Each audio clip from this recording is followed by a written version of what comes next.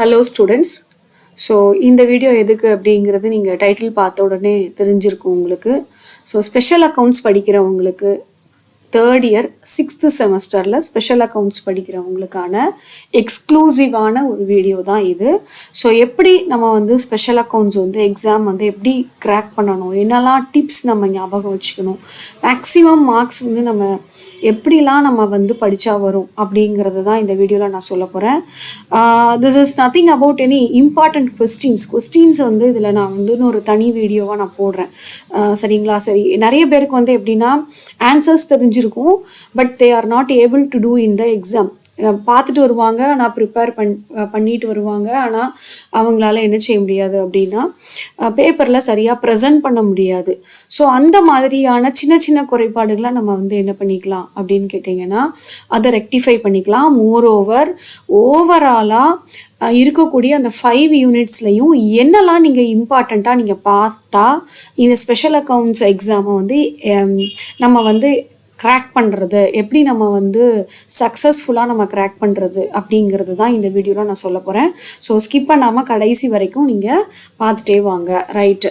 So என்னெல்லாம் important chapters. So coming to the syllabus, first வந்து 5 unit இருக்குது. அதில் வந்து நான் இப்போ ஆர்டர் படியெல்லாம் நான் இங்கே கொடுக்கல, எது மோஸ்ட் இம்பார்ட்டண்ட்டோ அதை தான் ஃபஸ்ட்டு கொடுத்துருக்குறேன். ஸோ ஃபஸ்ட் யூனிட் வந்து பார்த்தீங்கன்னா ஹோல்டிங் கம்பெனி, செகண்ட் யூனிட் வந்து பேங்கிங் கம்பெனி, தேர்ட் யூனிட் வந்து insurance I think, fourth unit வந்து double accounting, and fifth unit is for accounting standards இல்லையா? ஸோ இப்படி ஒரு 5 யூனிட் உங்களுக்கு சேர்த்து ஸ்பெஷல் அக்கௌண்ட்ஸில் வந்து கொடுத்துருக்குறாங்க. சாரி, ஒரே ஒரு நிமிஷம், ஸ்பெல்லிங் மிஸ்டேக், சாரி.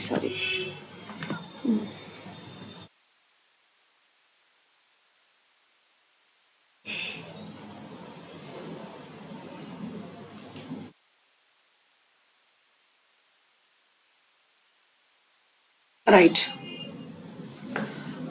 ஸோ இப்படி 5 யூனிட் வந்து உங்களுக்கு சேர்த்து கொடுத்துருக்குறாங்க. இதில் வந்து எதை நீங்கள் ஆர்டராக ஃபுல்லாக பார்க்கணும் அப்படிங்கிறது தான் இதில் நீங்கள் தெரிஞ்சுக்க போகிறீங்க. அதுக்கு பிறகு தான் நம்ம இம்பார்ட்டன்ட் கொஸ்டின்ஸ்குள்ளே போக முடியும்.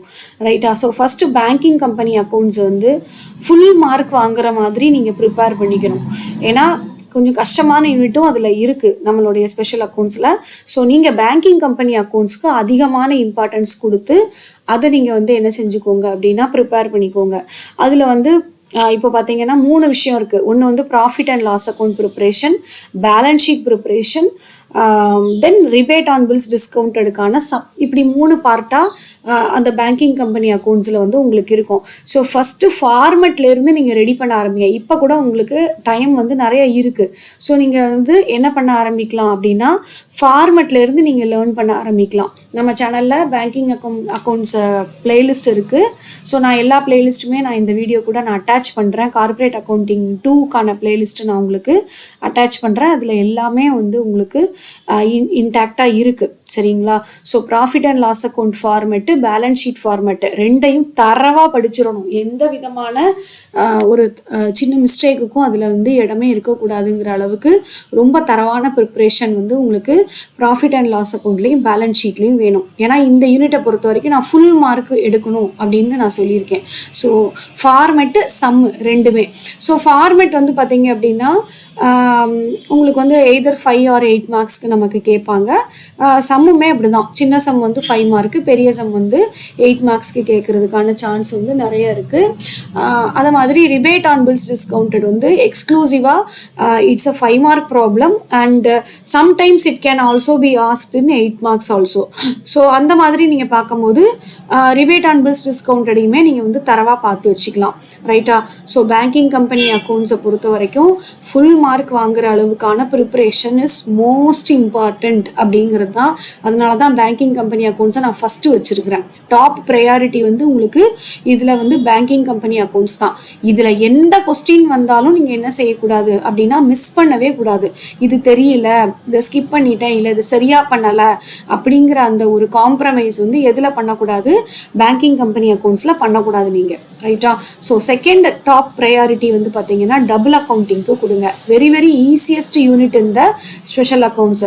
ஏன்னா இதில் வந்து பெரிய அளவுக்கு நீங்கள் ரொம்ப மெனக்கட வேண்டியது கிடையாது. So already the formats are given. அந்த ஃபார்மேட்டில் நீங்கள் அப்படியே என்ன பண்ண போகிறீங்க அப்படின்னா ஃபைனல் அக்கௌண்ட்ஸ் போட போகிறீங்க.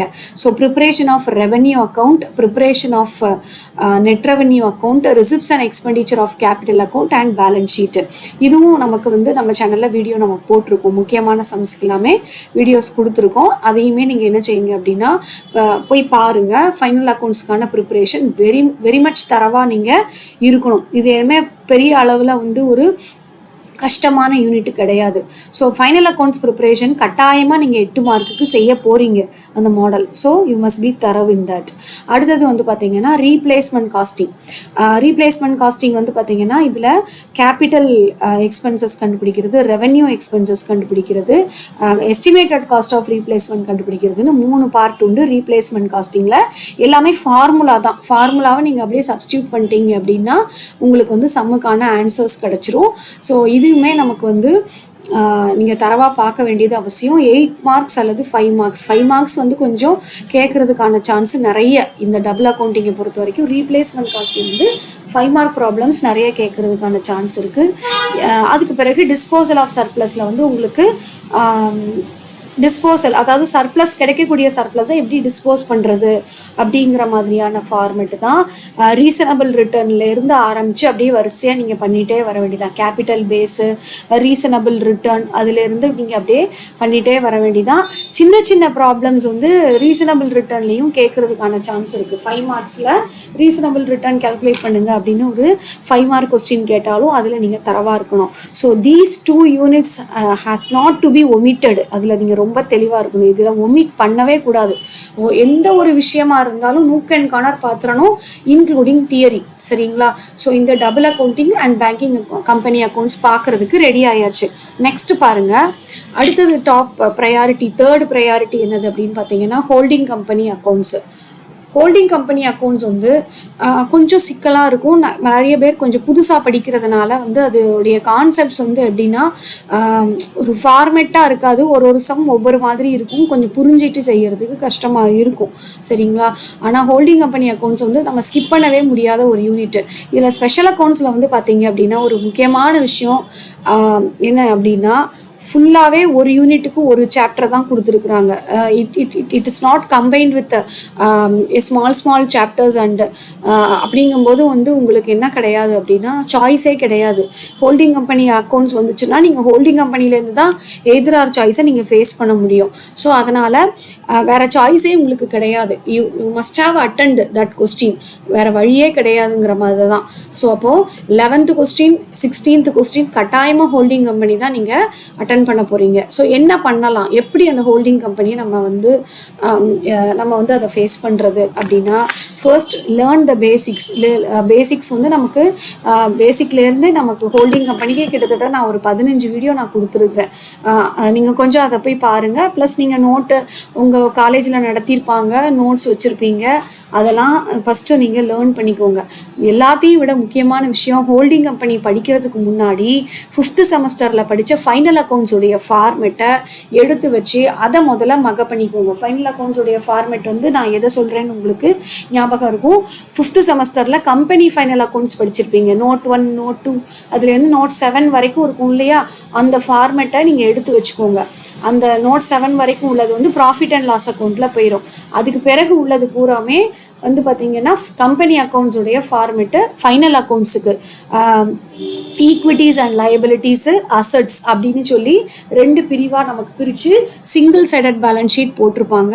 ஸோ அந்த மாதிரி ஹோல்டிங் கம்பெனி அக்கௌண்ட்ஸ் வந்து நம்ம அந்த ஃபார்மெட்டை முதல்ல லேர்ன் பண்ணிட்டு தான் நீங்கள் ஹோல்டிங் கம்பெனி அக்கௌண்ட்ஸ்குள்ளேயே போகணும். ஏன்னா கன்சாலிடேட்டட் பேலன்ஸ் ஷீட் ப்ரிப்பேர் பண்ணுறதுக்கு உங்களுக்கு அந்த ஃபார்மெட் ரொம்ப ரொம்ப அவசியம். ரைட்டா? ஸோ நிறைய ஸ்டூடெண்ட்ஸ் வந்து பார்த்தீங்க அப்படின்னா நமக்கு வந்து என்ன பண்ணுறாங்க அப்படின்னா அந்த கொடுத்துருக்கக்கூடிய அந்த ப்ராப்ளம்ஸ் இருக்கும்ல, அது வந்து டபுள் சைடு கொடுத்துருப்பாங்க. கன்சாலிடேட்டட் பேலன்ஸ் ஷீட் பழைய ஃபார்மேட்டில் இருக்கக்கூடிய problems. So it will be given as sometimes double சைடாக இருக்கக்கூடியனா அந்த டபுள் சைடையே வந்து என்ன பண்ணிடுறாங்க அப்படின்னா கூட்டி வச்சுருவாங்க. நாங்கள் நிறைய ஆன்சர் ஷீட்ஸ் வேல்யூ பண்ணும்போதே நாங்கள் இதை பார்ப்போம். கூட்டி வச்சுருவாங்க. என்னென்னா சம் தெரியலை மேம், எங்களுக்கு முடியல, செய்ய தெரில அப்படின்ட்டு நிறைய ஸ்டூடெண்ட்ஸ் வந்து ரீசன் சொல்கிறாங்க. என்னென்னா ஹைச்எஸ்ன்னு 2 கொடுத்துருக்கோம். அந்த ஹைச்எஸ் சிஜிஎஸ் ரெண்டையுமே கூட்டி செம்ம டேலி பண்ணி வச்சிடுறது. இந்த தவறு ஒரு நாளும் செய்யாதீங்க. அதுதான் உங்களுக்கு முக்கியமா நான் சொல்றது.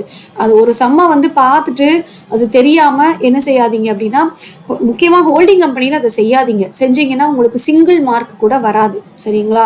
ஸோ உங்களுக்கு எதுவுமே தெரியல, எதுவுமே புரியல, எந்த ஒரு ஒரு ஒரு சம்மில் அந்த பார்த்துட்டு ஒரு சின்ன ஒரு பிடிமானம் கூட இல்லை அப்படின்னா, better you convert the sum into format of final accounts. அந்த சிங்கிள் சைடு ஃபார்மேட்டுக்கு கன்வெர்ட் பண்ணி நீங்கள் டேலி பண்ணால் கூட ஏதோ ஒரு 2 மார்க்காவது வரும்.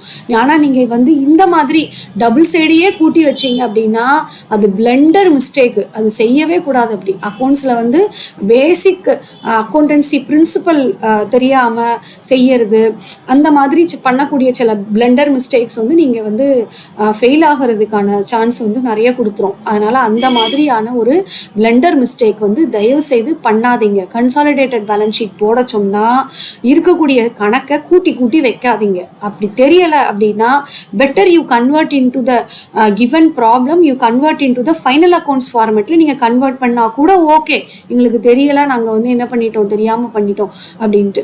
சரி, ரைட்டு. இப்போ என்னென்ன பண்ணணும், என்னென்ன பண்ணக்கூடாது அப்படிங்கிறது வந்து நான் உங்களுக்கு தனி வீடியோவா, அதாவது ஹோல்டிங் கம்பெனி அக்கௌண்ட்ஸை பொறுத்த வரைக்கும் இம்பார்ட்டண்ட்டாக நீங்கள் படிக்க வேண்டியது தியரி கொஸ்டின்ஸ் எல்லாமே நான் உங்களுக்கு ஒரு தனி வீடியோவாக நான் உங்களுக்கு எக்ஸ்க்ளூசிவாக நான் கொடுக்குறேன். Maybe tomorrow R day after tomorrow. நீங்கள் இன்னைக்கு செய்ய வேண்டியது என்ன அப்படின்னு பார்த்தீங்கன்னா, இப்போ இந்த டாப் ப்ரையாரிட்டி கொடுத்துருக்கேன்ல, இதுக்கான மெட்டீரியல்ஸை பூரா கேதர் பண்ணுங்கள். ரைட்டா? உங்களுடைய நோட்ஸ் வச்சுருந்தீங்கன்னா நோட்ஸ் கேதர் பண்ணுங்கள். ஃபார்மேட் வச்சுருந்தீங்கன்னா ஃபார்மேட்டை எழுதி பாருங்கள். இது எல்லாமே நீங்கள் வந்து பண்ண வேண்டிய விஷயம். தென் இதில் வந்து பார்த்தீங்கன்னா format of final accounts, consolidated balance ஷீட்டுடைய ஃபார்மேட்டை தரவாக படிச்சிடணும். ரெண்டாவது வந்து பார்த்தீங்க அப்படின்னா 5 மார்க்கை பொறுத்த வரைக்கும் காஸ்ட் ஆஃப் கண்ட்ரோலில் உள்ள சம்ஸு, மைனாரிட்டி இன்ட்ரெஸ்ட் கால்குலேட் பண்ணுறது, தென் கேபிட்டல் ப்ராஃபிட், ரெவென்யூ ப்ராஃபிட்டு, இந்த மாதிரி சம்ஸ் வந்தால் கட்டாயமாக எடுத்துடணும். ஏன்னா இதில் வந்து சின்ன ப்ராப்ளமாக தான் இருக்கும். நீங்கள் வந்து 5 மார்க்குக்கெலாம் இந்த ப்ராப்ளம்ஸ் வந்ததுன்னா you can take it and score full marks. அது நீங்கள் எப்படி சால்வ் பண்ணுறது அப்படிங்கிற அந்த ப்ரொசீஜர்லாம் நமக்கு வீடியோவில் நான் ஏற்கனவே கொடுத்துருக்குறேன். அதை நீங்கள் ப்ளேலிஸ்ட்டில் போய் பார்த்தீங்கன்னா இருக்கும். எதுவும் டவுட் இருந்துச்சுனாலும் நீங்கள் கமெண்ட் பாக்ஸில் போடுங்க. ரைட்டா? ஸோ அது போக உங்களுடைய நோட்ஸோ இல்லை காலேஜில் நடத்திருக்கிற நோட்டோ நீங்கள் அதை ரெஃபர் பண்ணிங்கன்னா உங்களுக்கு அது தெரியும். ஸோ ஸ்மால் ப்ராப்ளம்ஸ், ஸ்கிப் பண்ண முடியாத ஒரு ப்ராப்ளம்ஸ் அப்படின்னு பார்த்தீங்கன்னா இந்த மாதிரி சின்ன ப்ராப்ளம்ஸ் ப்ளஸ் தியரி வந்து நீங்கள் என்னெல்லாம் படிக்கணும் அப்படின்ட்டு நான் ஒரு தனி வீடியோ போடுறேன். Then insurance company accounts, in most of the students வந்து will confuse the banking and insurance. என்ன காரணம் அப்படின்னா அதுலேயும் ஷெடியூல் வருது, அதுலேயும் ஷெடியூல் வருது அப்படிங்கிறது தான். ஸோ நமக்கு வந்து நல்ல தரவாக இருந்தீங்க அப்படின்னா யூ வில் நாட் கன்ஃபியூஸ். சரியா?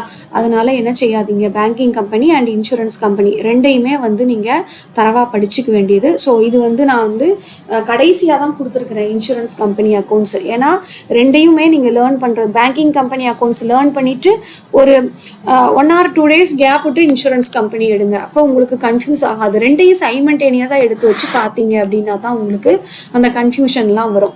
சரி, இதில் என்ன பார்க்கணும் அப்படின்னா format of life insurance and general insurance accounts, இதோடைய ஃபார்மேட், இதெல்லாம் வந்து லைஃப் சேவர்ஸ் அப்படின்னு சொல்லுவாங்க இல்லையா, உங்களுக்கு வந்து பாஸ் ஆகிறதுக்கான வழி அப்படின்னு சொல்லுவாங்க இல்லையா, அந்த மாதிரியான விஷயந்தான் இப்போ நான் சொன்ன format of final accounts, format of general insurance, revenue accounts எல்லாமே. ஜென்ரல் இன்சூரன்ஸில் ஃபயர் ரெவென்யூ, மரைன் ரெவென்யூ, இது ரெண்டுமே நீங்கள் தரவாக படித்து எழுதி பார்க்கறது ரொம்ப முக்கியம்.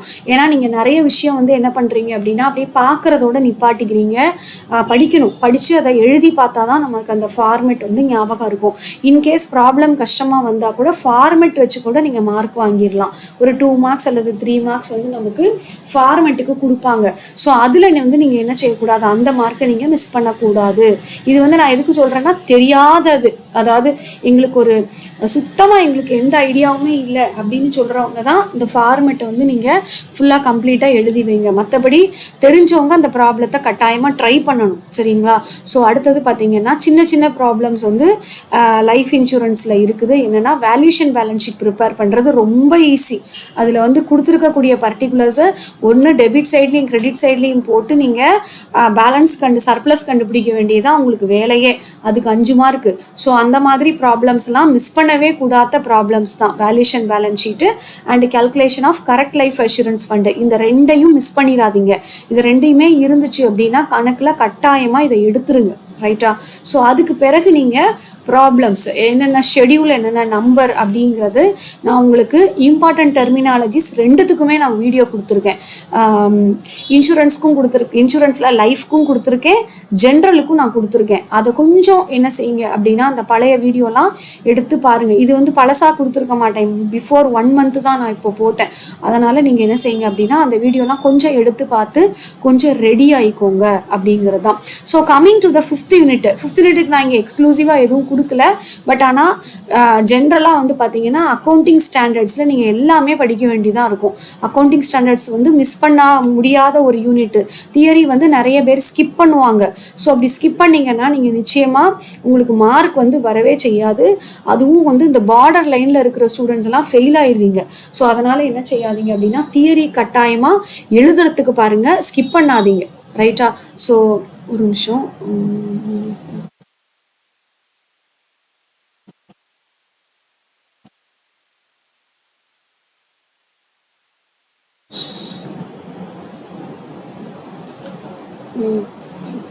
ரைட். ஸோ அவசரத்தில் எழுதும்போது கொஞ்சம் ஸ்பெல்லிங் மிஸ்டேக் ஆகிடுது. ரைட்டு. ஸோ இப்போ வந்து நம்ம வந்து என்னெல்லாம் பண்ணணும் அப்படிங்கிறதுக்கு முன்னாடி நம்ம இப்போ வந்து என்ன பார்க்குறோம் அப்படின்னா இப்போ 5th யூனிட்டுக்கு சொல்லிட்டு இருந்தேன். 5th யூனிட் வந்து என்னது அப்படின்னா அக்கௌண்டிங் ஸ்டாண்டர்ட்ஸ் உடைய அப்ஜெக்டிவ்ஸ், இந்தியன் ஏஎஸ் உடைய அப்ஜெக்டிவ்ஸ், இந்தியன் ஏஎஸ்க்கான அந்த ரூல்ஸ் என்னெல்லாம் அக்கௌண்டிங் ஸ்டாண்டர்ட்ஸ் இருக்குது, அக்கௌண்டிங் ஸ்டாண்டர்ட்ஸ்க்கான அப்ளிகபிலிட்டி அப்படின்னு சொல்லி ஒரு நிறைய கொஸ்டின்ஸ் இருக்கும். அரவுண்டு ஒரு 5 to 6 கொஸ்டின்ஸ் அதில் வரும். நான் உங்களுக்கு தியரி கொஸ்டின்ஸ் போடும்போது அந்த என்னெல்லாம் இம்பார்ட்டன்ட் கொஸ்டின்ஸுங்கிற அந்த இதையுமே கொடுக்குறேன். முக்கியமாக உங்களுடைய சாப்டரில் வரக்கூடிய ஏஎஸ் எதெல்லாம் வரும் அப்படின்னா அந்த first consolidated balance sheet prepare பண்ணக்கூடிய ஏஎஸ் வரும், அமால்கமேஷன் அப்சார்ப்ஷன் ஏஎஸ் 14 அது வரும், அதுக்கு பிறகு கேஷ் ஃப்ளோ ஸ்டேட்மெண்ட் அந்த மாதிரியான ஏஎஸ். ஸோ இதெல்லாம் முக்கியமாக கேட்கறதுக்கான வாய்ப்பு நிறைய இருக்குது. ஸோ அட்லீஸ்ட் அந்த ஏஎஸ்ஐயாவது நீங்கள் என்ன செய்யுங்க அப்படின்னா உள்ள என்ன கொடுத்துருக்காங்க அப்படின்ட்டு கொஞ்சம் படிச்சுட்டு போங்க. ரைட்டா? ஸோ இது வந்து அந்தந்த ஏஎஸ்க்கான கொஸ்டின்ஸு. அது இல்லாமல் ஜென்ரலாக ஏஎஸ் உடைய அப்ஜெக்டிவ்ஸு அந்த மாதிரிலாம் கொடுத்தா நீங்கள் கட்டாயமாக அட்டன் பண்ணணும் அப்படிங்கிறதான். ஏன்னா 5th யூனிட் தியரி வந்து நம்ம ஸ்கிப் பண்ணோம்னா நமக்கு என்ன வராது, கிரேடு நல்ல கிரேடு வராது. அதனால தியரியை வந்து நிறைய பேர் வந்து பார்த்தீங்கன்னா பேப்பர் ஃபில் பண்ணி வைக்கிறாங்க. ஸோ அந்த மாதிரியான தவறு இதில் செய்யாதீங்க, படித்து எழுதுங்க. சரியா? ஸோ அதுக்குமே ஆன மெட்டீரியல்ஸை நீங்கள் இப்போமே ரெடி பண்ணி வச்சுக்கோங்க. பிடிஎஃப் வந்து நீங்கள் நெட்டில் தேடினாலே கிடைக்கும். எங்களுக்கு எந்த மெட்டீரியலும் கொடுக்கல அப்படிங்கிறவங்க நீங்கள் நெட்டில் தேடினாலே ஏஎஸ்க்கான அந்த விஷயங்கள் பூராமே நீங்கள் வந்து கூகுளில் தேடினாலே பிடிஎஃபாகவே கிடைக்கும். ஏன்னா நிறைய காலேஜஸில் அதுக்கான பிடிஎஃப் வந்து போட்டிருக்கிறாங்க. ஸோ அந்த மாதிரி இருந்துச்சுன்னா நெட்டில் இருந்து தயவு செய்து அந்த தியரியை டவுன்லோட் பண்ணி பிடிஎஃப் டவுன்லோட் பண்ணி வச்சுக்கோங்க. சரியா? கூகுளுக்கு போங்க, கூகுள் போயிட்டு இம்பார்ட்டண்ட் அக்கௌண்டிங் ஸ்டாண்டர்ட்ஸ் பிடிஎஃப் அல்லது அக்கௌண்டிங் ஸ்டாண்டர்ட் பிகாம் நோட்ஸ் அந்த மாதிரி நீங்கள் அடித்தா கூட பிகாம் பசங்களுக்குள்ள அக்கௌண்டிங் ஸ்டாண்டர்ட்ஸை நீங்கள் டவுன்லோட் பண்ணிக்கலாம். அதாவது கொஞ்சம் சிம்பிளிஃபைடாக இருக்கும் வேர்ட்ஸ் எல்லாம். நீங்கள் சிஎம்ஏக்குள்ளதெல்லாம் நீங்கள் படிக்க முடியாது, ரொம்ப ஸ்டாண்டர்டாக இருக்கும். இந்த மாதிரியான இந்த பிகாம் எம்காம் படிக்கிறவங்களுக்கான நோட்ஸ் அப்படின்னு பார்த்தீங்கன்னா நிறைய காலேஜஸில் கொடுத்துருப்பாங்க. ஸோ அந்த மாதிரி நீங்கள் வந்து நோட்ஸை வந்து என்ன பண்ணிக்கலாம் அப்படின்னா ஒரு சாப்டருக்குமே நீங்கள் தியரி வந்து டவுன்லோட் பண்ணிக்கலாம். அந்த மாதிரி நீங்கள் டவுன்லோட் பண்ணிக்கலாம். சரிங்களா? ஸோ இப்போ நம்ம வந்து ஃபஸ்ட்டு ப்ரையாரிட்டி நான் எதுக்கு கொடுக்கணும்னு சொன்னேன், பேங்கிங் கம்பெனி அக்கௌண்ட்ஸ் கொடுக்கணும். செகண்ட் ப்ரையாரிட்டி டபுள் அக்கௌண்டிங் கொடுக்கணும். தேர்ட் வந்து ஹோல்டிங் கம்பெனி அக்கௌண்ட்ஸ் பார்க்கணும். ஃபோர்த் வந்து இன்சூரன்ஸ் கம்பெனி அக்கௌண்ட்ஸ் பார்க்கணும். சரி, எதெல்லாம் செய்யணும் எதெல்லாம் செய்யக்கூடாது அப்படிங்கிறது தான். ஸோ ஃபஸ்ட்டு வந்து எந்த கொஸ்டினையுமே ஒமிட் பண்ணுற ஐடியாவில் போகாதீங்க. எனக்கு தெரியல, எனக்கு புரிய மாட்டேங்குது, எப்படி செய்யணும், நான் படிக்கலை அப்படின்றதெல்லாம் விட்டுறணும். ஏன்னா நம்ம இருக்கிறது வந்து 6th செம்மில் இருக்கிறோம். ஸோ நம்ம வந்து எப்பயுமே வந்து சாய்ஸ் அப்படிங்கிறது நம்ம எடுத்துக்க கூடாது. சாய்ஸ் வந்து எது நல்லா தெரியுமோ அதை அட்டன் பண்ணணுமே தவிர தெரியும் தெரியாதுங்கிற சாய்ஸ்க்கே போகாதீங்க. எல்லாமே நம்ம அட்டன் பண்ணுறோம் அப்படிங்கிற அந்த மைண்ட் செட்டோடையே நீங்கள் போங்க. சரிங்களா? ஸோ எந்த கொஸ்டினையும் ஒமிட் பண்ணாதீங்க. Try to answer, don't fill the answer sheet. Answer ஷீட்டை என்ன செய்யாதீங்க அப்படின்னா ஃபில் பண்ணி வைக்காதீங்க. ஃபில் பண்ணி வைக்கிறதுனா ஒன் வேர்டில் உள்ளதையே திருப்பி திருப்பி எழுதுறது, தியரிலாம் கொடுத்தா பேஜ் அப்படியே நிரப்பி வைக்கிறது, அந்த மாதிரிலாம் செஞ்சீங்கன்னா உங்களுக்கு ஆன்சர்ஸ் மார்க் வரவே வராது. சரியா? வரக்கூடிய மார்க்கும் வராமல் போயிடும். ஸோ என்ன சாப்டர்ஸில் நம்ம எப்படி ஆன்சர் பண்ணலாங்கிறது நீங்கள் அந்த சாப்டரை படித்தாதான் தெரியும். So try to study the chapters. சரிங்களா? ஸோ உங்களுக்கு ஒரு சாப்டரும் கொஞ்சம் படித்து கொஞ்சம் டைம் எடுத்து என்னென்ன கொடுத்துருக்குறாங்கன்னு பார்த்து படித்து நீங்கள் பண்ணிங்கன்னா எந்த ஆன்சரையுமே நமக்கு எழுதாமல் இருக்கணும் அப்படின்னே தோணாது. ஸோ தியரி பார்ட்டு எந்த ஒரு யூனிட்லேயுமே ஸ்கிப் பண்ணாதீங்க. இப்போ நான் சொன்ன யூனிட்டில் எல்லாத்துலேயுமே தியரி உண்டு. தியரிக்கு நான் ஒரு ஸ்பெஷல் வீடியோ நான் போடுறேன். அந்த தியரி வந்துச்சுன்னா தயவு செய்து அந்த சாப்டர் வைஸாக பிடிஎஃபாக நீங்கள் அதை டவுன்லோட் பண்ணி வச்சுக்கிட்டு அந்த தியரியை கொஞ்சம் படித்து எழுதி பாருங்கள். அதுவும் தான் உங்களுக்கு மார்க் ஸ்கோர் பண்ணி கொடுக்கும். சம்டைம்ஸ் தியரியே கேட்க மாட்டாங்க சில கொஸ்டின்ஸில். அப்போ நம்ம ஏன் கேட்கலன்னு நம்ம கேட்க முடியாது. ஆனால் theory also plays an important role in the exam. தியரியுமே வந்து உங்களுக்கு இம்பார்ட்டன்ட் ரோல் ப்ளே பண்ணுது. இப்போ பார்த்தீங்கன்னா 5th யூனிட்டுமே உங்களுக்கு கண்டிப்பாக தியரி தான். ஸோ தியரியை ஸ்கிப் பண்ணவே பண்ணாதீங்க. ஸோ டூ யுவர் ஹோம்ஒர்க்குன்னு தியரி. சரியா? ஸோ அடுத்தது ப்ராப்ளம்ஸை வந்து நம்ம எப்படி பார்க்குறது. நிறைய பேர் பார்க்குறீங்க, ஸோ பார்த்தா காணாது. ஒர்க் அவுட் பண்ணி ஒரு ப்ராப்ளத்தை ஒரு 2 தடவையாவது நீங்கள் ஒர்க் அவுட் பண்ணி பார்த்தா தான் அதில் உள்ள டூஸ் அண்ட் டோன்ட்ஸ் உங்களால் கண்டுபிடிக்க முடியும். அந்த சிங்கிள் ப்ராப்ளத்தையே 2 தடவை போடும்போது 2ஆவது தடவை போடும்போது நீங்கள் கொஞ்சம் பெட்டராக ஒர்க் பண்ண முடியும். சரிங்களா? ஸோ சும்மா பார்க்காதீங்க ப்ராப்ளத்தை. இப்படி வந்துருச்சா, இப்படி ஆன்சர் வந்துச்சா, ஆட் பண்ணணுமா லெஸ் பண்ணணுமா, ரைட்டு நான் எக்ஸாமில் எழுதிடுவேன், அந்த மாதிரி ஒரு குருட்டு மனப்பாடம் பண்ணாதீங்க. Do your work in your note, rough நோட்டோ இந்த நோட்டோ டைரியோ எது வச்சுருக்கீங்களோ அதில் டூ யுவர் ஒர்க்கு. அப்போனா தான் இது ஏன் செய்கிறோம் அப்படின்னு வரும்போது நீங்கள் அப்படியே பெண்ணை நிப்பாட்டிட்டு யோசிப்பீங்க, இதுக்கு பிறகு நம்ம என்ன செஞ்சோம் அப்படின்னு. அங்கே போய் எக்ஸாமில் போய் யோசிச்சுட்டு இருப்பீங்க. அதை வந்து நம்ம என்ன ப்ராக்டிஸை பண்ணிடலாம், இங்கே வந்து நம்ம அந்த ரிவிஷன் நேரத்தில் நம்ம அதை ப்ராக்டிஸ் பண்ணிக்கலாம். ஸோ எந்த ப்ராப்ளமுமாவே இருந்தாலும் two your work out in the home also. அந்த ஒர்க் அவுட்டை வந்து நீங்கள் வீட்டில் செஞ்சுட்டு அதுக்கு பிறகு நீங்கள் எக்ஸாமுக்கு போங்க. எந்த ஒரு சம்மையும் பார்க்காதீங்க, அதை வந்து என்ன செய்யாதீங்க, மனப்பாடம் பண்ணாதீங்க. Just work it out and find out the answers. ரைட்டா? ஸோ ஆன்சர் ஷீட்டில் ஆன்சர்ஸ் எழுதும்போது உங்களுடைய ஆன்சரை தெரியற மாதிரி கொஞ்சம் ஹைலைட் பண்ணுங்கள். அதுக்காக நம்ம வந்து ஃபுல்லாகவே நம்ம கட்டமாக போட்டு வைக்கணும்னு நான் சொல்லலை. ஆனால் நிறைய பேருடைய ஆன்சர் ஷீட் வந்து எப்படி இருக்குன்னா ஆன்சரே எங்கே இருக்குன்னு கண்டுபிடிக்க முடியாது, வரிசையாக அப்படியே செஞ்சுக்கிட்டே வந்திருப்பாங்க.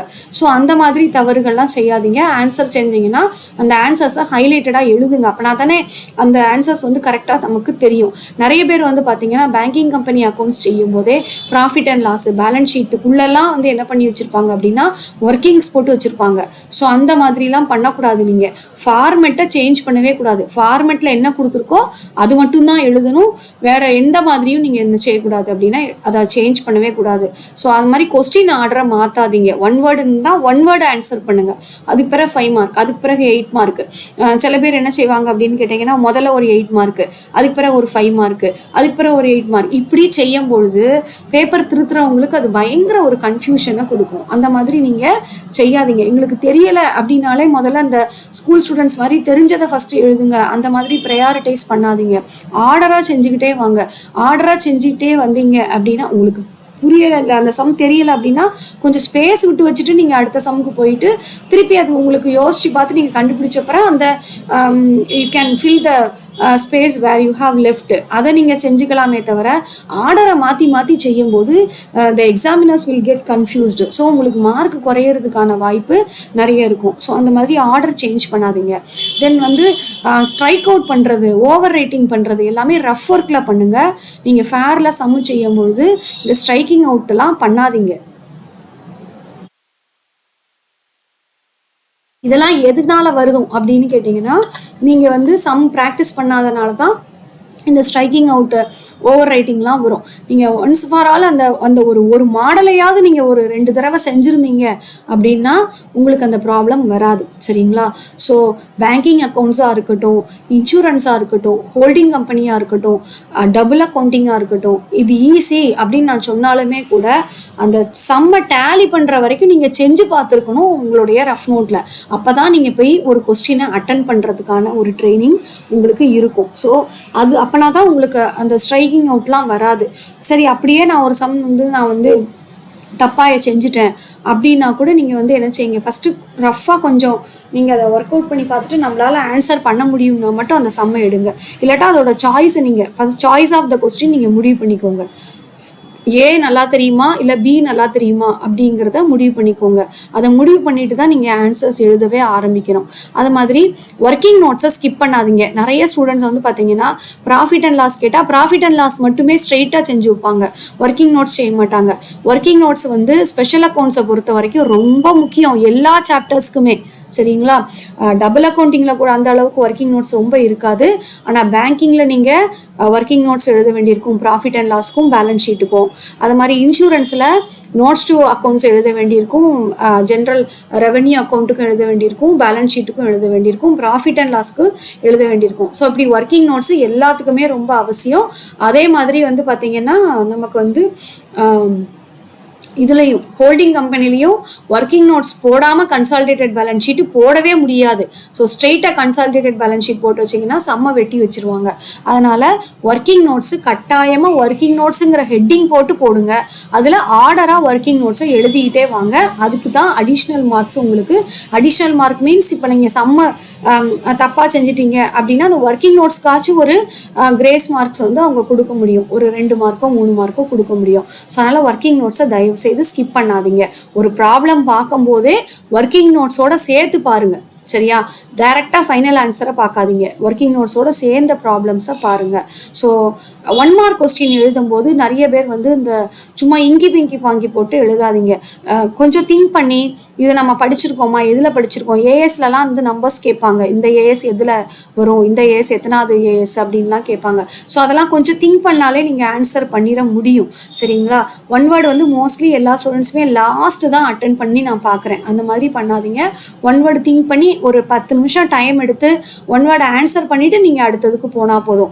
1 வேர்டு வந்து லாஸ்ட்டு நம்ம அட்டன் பண்ணும்போது என்ன பிரச்சனை வரும் அப்படின்னா, சப்போஸ் உங்களுக்கு சம் செய்யறதுக்கு வந்து நிறைய டைம் நீங்கள் வேஸ்ட் பண்ணிட்டீங்க, ஒரு 10 மினிட்ஸ் இல்லை ஒரு 5 மினிட்ஸ் தான் இருக்குன்னா அவசரமாக சாய்ஸ் அடிச்சுட்டு போகிற மாதிரி இருக்கும்.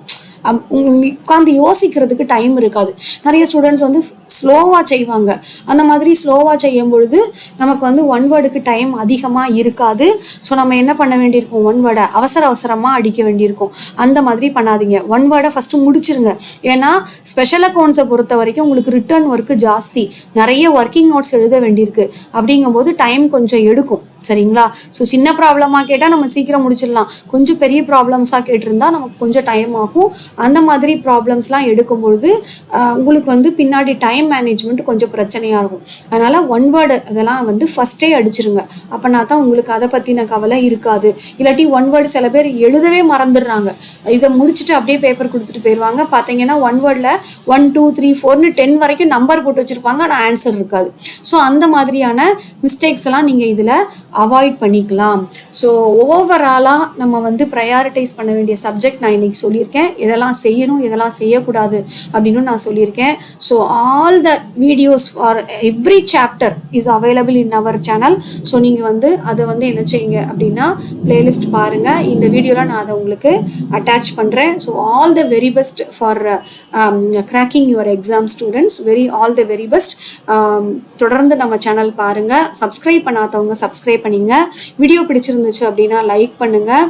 உங்களுடைய திங்கிங் என்னெல்லாம் இருக்குது இதை பற்றின உங்களுடைய கருத்தை வந்து நீங்கள் கமெண்ட் பாக்ஸில் நீங்கள் போடுங்க. இன்கேஸ் எதுவும் டவுட் இருந்தாலும் அதுக்கு நான் ஆன்சர் பண்ணுறேன். Thank you students. Thank you very much.